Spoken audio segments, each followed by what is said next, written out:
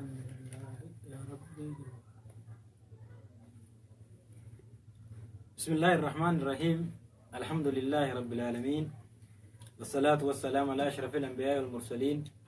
نبينا محمد وعلى آله وصحبه أجمعين. أما بعد، السلام عليكم ورحمة الله وبركاته. hordoftoota fi dhaggeeffattoota keenya sagantaa har'aa keessatti wanni irraa dubbannu hizdi jechuun maali, miidhaa isiin qabduu fi kanarraa dubbachuu ana Rabbiin ol fedhe inshaallah akka turtii keessan miidiyaa buraan wajjin ta'u hawwii qabna inshaallah nu wajjin turaa jenna. duba sheekh asiin gara kiyya harka bitaatiin ka jiru ustaada keenya ustaad Mus'ab Abdallaati, asiin gara mirgaatiin ammoo ustaada keenya doktorii wajjin jirraa jechuudha. Baarakallahu fiikum inshaallah. Obboleeyyan keenya yeroo turtii wajjin dabarsinu tana keessatti mee gara sheekaa achi dabara. Mee sheekh walumaa galatti jechuun hizdi jaamu kuni mee maali? الحمد لله والصلاة والسلام على رسول الله وعلى آله وصحبه وموالاه. وبرين خي أخي إسلاما دبا حسدين أكو مجرمة جتة حسدي ملي هي كبرين كم حسدي جتون أكافان كنياتي وانيو جتو وانيو نمي توقرتي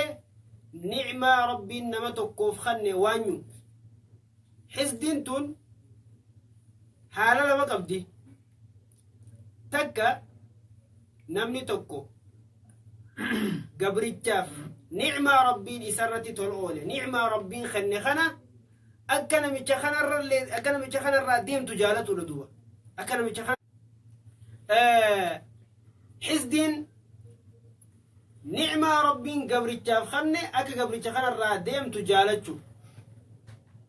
خرخانين نمتشخنا الراديم تيه أكا أتي أرقد تجالته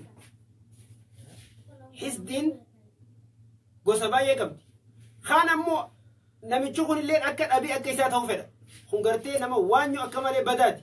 Ofiifillee argachuun fedhu namni illee akka argatu hin fedhu. Kun gartee nama badaa jaaniin nama gartee ni'maa rabbiin siif kenne akka sirra teessu illee hin fedhu akka isaa dabartu illee hin fedhu. Namni kun maa argata yeroo hunda inni wanni inni hirriba dhabuuf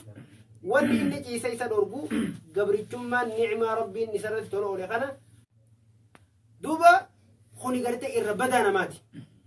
لما فان نعمة ربين تلوس الرت أولي خنا سر ديمته أكيد في أرجع تجارة تونس وانيو بدو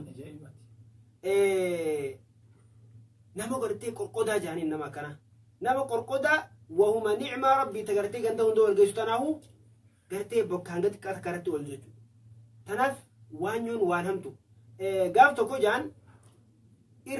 irra waanyo nama duniyaa tanarra ture jaan namtichi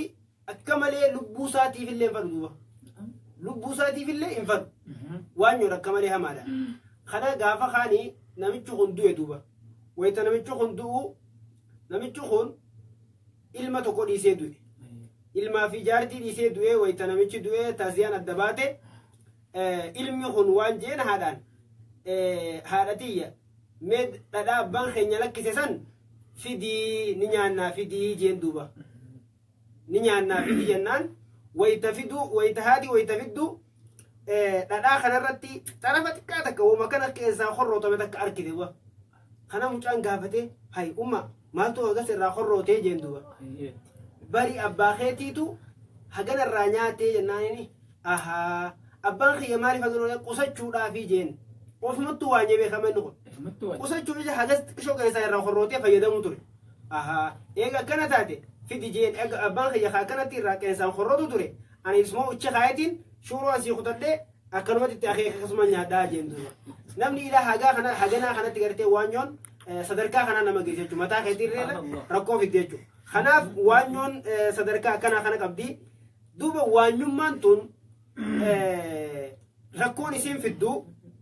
namatti waan nyamurra namuma gartee nama waanyu kanaafuu rakkoo irra fiddi rakkoon isarra fiddu waa shani osoo hisdiin isa inni nama yaadu tun namicha sanitti osoo hin dhaqqabne واشن نمتم حزدي يا دخان الرفيد ركو أي مي أستاذ جدونا إسن دا وانشنن ركو إسين قبضة تجانا إن شاء الله قرأ أستاذ دكتور تكسين دبرسا مي أدكتور أكو موليغالاتي جتشا حزدي جو مخانا قبابة مي أكمل لالدا جتي حزدي جامعوني إني أصلي أفان عرب رارغمه أكما أكو بليسا خنيا موسى عبد البدي أبو يميت جرا حزدي جون أفان كنيتي وانيورا بكمات دوبا حزدي جون وان دوبا إرجما ربي صلى الله عليه وسلم أكمله الرا لما قلت دين دوبا بقتشي سوتره وان الرا قلت دوبا نما دين نوتره دوبا histi jechuun akkuma beekamu histi lama histi gartee duuba karaa khayrii histi gartee duuba yoo siyaasadee annama kanarra gartee duuba akkasaa kanan ta'a jechuudhaaf gartee duuba akkasaa kana gartee ta'uu jaalachuudhaaf yoo si taasisadee gartee duuba suni gartee histi khayriiti waan gartee duuba humaan qabu jechuudha duuba yoo ilmii qabaate fakkeenyaaf waasita keessa jirtee ergama rabbi sallallahu alaihi wasallam duuba waasita keessa gartee nama tokko duniyaa qabuun وقرت دوبا ديفا موالله مخرج جرت دوبا نما تو الدنيا كابو دنيا سنين خيري دلقته نمن سنين قبانه ابو اللي قلت سلاقه بعد ايه اكثر هتي صدق